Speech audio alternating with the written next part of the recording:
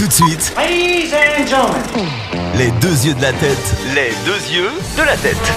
Sur MacDom la radio. C'est un film qui s'annonce comme l'un des grands succès de cet été. Il revient avec son fouet et son grand chapeau.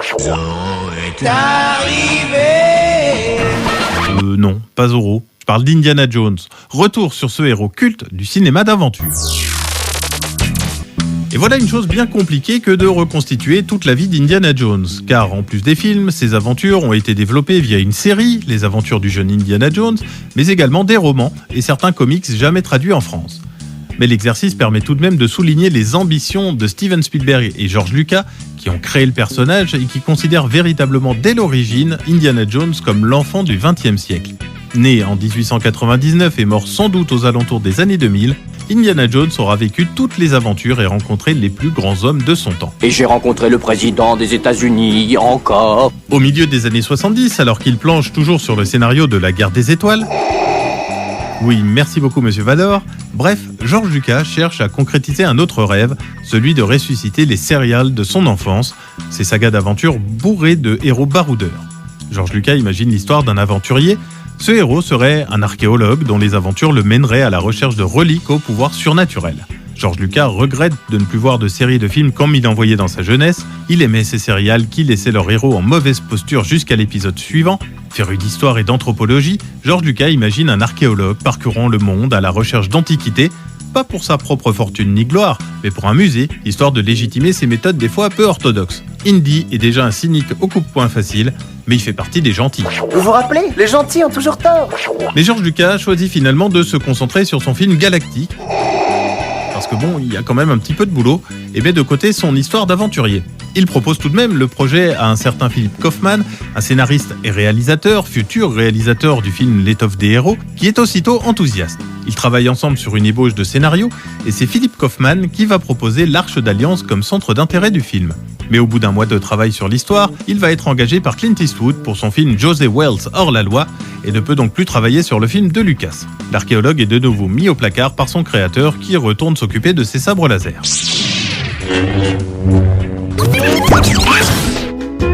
Peu de temps après la sortie de Star Wars, George Lucas et Steven Spielberg attendent les résultats du box-office sur une plage hawaïenne, loin du tumulte suscité par la sortie de la Guerre des Étoiles.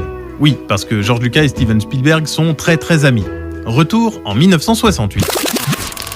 Les deux compères se sont rencontrés en février 68 lors d'une rétrospective de films d'étudiants à Los Angeles. La sélection des courts-métrages s'est achevée avec celui de George Lucas, THX à 1130. Impressionné par ce qu'il voit, Steven Spielberg veut rencontrer le réalisateur. Leur amitié née ce jour-là ne s'est jamais démentie.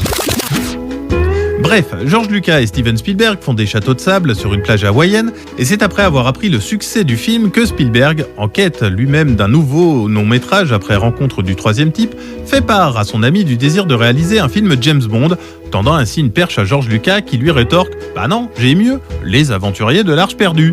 Les deux hommes embauchent le scénariste Lawrence Kasdan et le trio va donner naissance aux aventuriers de l'Arche perdue et à Indiana Jones. Le projet est relancé cette fois pour de bon. Pour créer le personnage d'Indiana Jones, Spielberg s'est en partie inspiré de Tintin. Une partie d'Indiana Jones provient des BD de Hergé, a-t-il commenté. Oui, c'est en partie Tintin qui a inspiré le célèbre archéologue. Spielberg est tellement fan d'ailleurs du travail d'Hergé qu'il adaptera lui-même le célèbre reporter au cinéma quelques années plus tard. À l'abordage, il s'aborde. Les films à épisodes des années 30-40 sont également une source manifeste de références. Spielberg cite aussi, parmi ses influences, L'Homme de Rio de Philippe de Broca, ainsi que Les Aventures de Picsou, dessinées par Karl Barks. Je sens aussi que vous allez me demander pourquoi Indiana Jones s'appelle Indiana Jones. Ah bon, il n'a pas de prénom. Non, c'est vrai, vous n'alliez pas me le demander, mais je vais quand même vous le dire. George Lucas a d'abord choisi le nom de Indiana Smith pour son nouveau personnage. Comme pour Chewbacca, c'est son chien qui l'inspire, et pour cause, son chien s'appelle Indiana.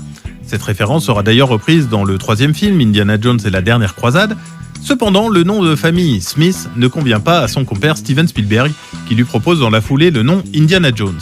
Spielberg le trouvait trop proche de Nevada Smith, un personnage interprété par Steve McQueen dans un film éponyme. Il s'agit maintenant qu'il a un nom de lui donner une tête à ce personnage. George Lucas confie au dessinateur de comics Jim Steranko le soin de créer une première approche visuelle du personnage. Chapeau sur la tête, blouson de cuir sur le dos et fouet à la main, il le place au cœur d'une bataille dans le désert, puis dans 3 autres situations qui deviendront des scènes clés du film, cerné par des serpents, sautant de son cheval sur un camion et se battant sous les ailes d'un avion. Le personnage s'étoffe également. George Lucas l'imagine en playboy qui finance son train de vie grâce à ses explorations. Mais Steven Spielberg et Lawrence Kasdan estiment que cette double activité de professeur d'université et d'aventurier suffit amplement. En revanche, Steven Spielberg veut faire de lui un alcoolique. Non mais regarde-moi le mignon là avec sa face d'alcoolique et sa viande grise, avec du mou partout. Du mou, là du mou. Bon, cette fois c'est George Lucas qui met son veto. Il veut un héros positif, pouvant servir de modèle pour les jeunes. Loin de l'archéologue rat de bibliothèque ennuyeux ou roi du pinceau pour désensabler une poterie, il veut un descendant de James Bond et de Tintin, un héros humain qui s'en prend plein la tronche, qui souffre, qui saigne, qui a peur des serpents, mais qui s'en sort toujours. Le projet déjà bien avancé, George Lucas le propose au grand studio d'Hollywood, avec des conditions draconiennes. Budget de 20 millions de dollars, distribution de films aux frais du studio, gros salaire et bon pourcentage sur les recettes du box-office pour lui et Steven Spielberg. Paramount Pictures accepte, mais le studio ajoute quelques conditions, dont de fortes pénalités en cas de dépassement de délai de tournage et de budget. Steven Spielberg va réaliser le film puisque George Lucas est toujours occupé par sa saga galactique. Mais le problème, c'est que Steven Spielberg est connu pour avoir explosé le plan de travail des Dents de la Mer de 100 jours et celui de Rencontre du troisième type de 15 jours. Mais grâce à la supervision de George Lucas, Les Aventuriers de l'Arche perdue sera le premier film où Spielberg respectera budget et délai. Il finira même le film avec 12 jours d'avance. Ah non, là-dessus on a une avance considérable. Pour incarner Indiana Jones, Spielberg suggère d'emblée Harrison Ford, mais George Lucas préférerait un quasi-inconnu. Après plusieurs mois, le rôle est proposé à Tom Selleck. Ce dernier vient de se faire connaître grâce au pilote d'une série télé, Magnum. Magnum la radio. Non, pas nous, l'autre Magnum. La chaîne de télé CBS refuse de libérer le comédien, ce qui contraint Tom Selleck à refuser le rôle. La série a d'ailleurs parodié le film dans l'un de ses épisodes où l'on voit Tom Selleck avec le chapeau et le fouet de l'aventurier. Sauf que, à un mois du début du tournage, le rôle d'Indiana Jones n'est toujours pas attribué. À la première de l'Empire contre-attaque, les deux compères, Spielberg et Lucas, sortent de la projection et se disent que Harrison Ford, c'est Indiana Jones. Ah, c'est lui! Harrison Ford, lui, est un peu frileux sur le fait de signer pour plusieurs films. George Lucas a peur que les gens confondent Indiana Jones et Han Solo. Finalement, Spielberg insiste un peu et l'acteur va signer un contrat pour 3 films, à peine 3 semaines avant le début du tournage. L'aventure commence donc et donnera l'une des sagas cinématographiques les plus rentables de l'histoire. 5 films, en comptant celui à venir, une musique iconique, des acteurs charismatiques et des aventures qui plaisent aux petits et aux grands, mi-Tintin, mi-James Bond, mi-serial des années 40, mi-blockbuster des années 80. Les films Indiana Jones forment un trait d'union parfait entre tradition et modernité, entre le Hollywood de l'âge d'or et celui de l'ère moderne. Fruit de la vision conjointe de 2 des plus grands visionnaires de l'histoire de l'entertainment, le film et son héros vont devenir le symbole d'une génération qui va réapprendre à rêver au cinéma après des années 70 marquées par une vision un peu plus âpre et politisée du monde.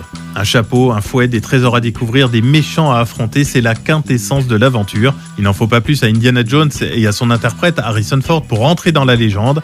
Indy, c'est une icône qui traverse les âges, se transmet de génération en génération. Ses périples mis en scène dans Les Aventuriers de l'Arche perdue, Indiana Jones et le Temple maudit, Indiana Jones et la dernière croisade ou encore Indiana Jones et le royaume du crâne de cristal, ils sont gravés à jamais dans les mémoires collectives.